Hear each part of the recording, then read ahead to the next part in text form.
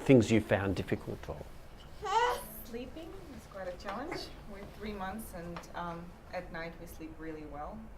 We wake up twice a night for a feed, but then during the day we cat nap. We've tried everything. We've tried swaddling in really dark rooms and white sound, and he may sleep for 10 minutes and then wake up, and then off we go. We're ready to play again. How do we make them sleep?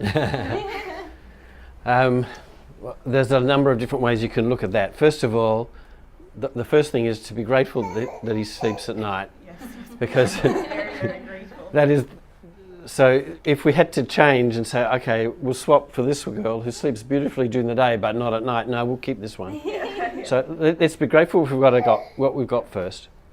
But secondly, every child's different, and it may be that he's going to go through that phase of his life not sleeping very much for this next month or two. It's a common time, 3 to 4 months of age, where they have sleeping problems like that, and you can see mums running around town driving, looking in the back seat like, is he asleep yet? Is he asleep yet?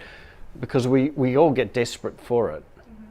There are some simple strategies that do not work with every baby, and we work here with some child health nurses who are experts at it. They run workshops for it, and I would highly recommend you go to learn those specific strategies. I can probably just at this point give you the overall view that first of all, be grateful. Second of all, try different strategies. Be patient, because he'll go through this phase and he'll come out of it into the next phase when something else will worry you. And the other observation that I have about that is that it's really quite common for mums, especially first-time mums, to go to the child when he's waking and fussing, and actually we don't realise it, but they're not awake. They're in a transition phase and they make noises and can even cry a little bit.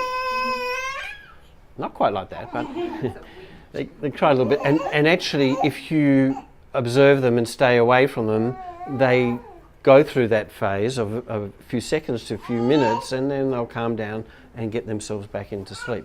That in that, what they call rapid eye movement sleep, they make noises, they can talk, they can wriggle and move, and we think, oh, they're waking and they're not settling. But it's not necessarily true.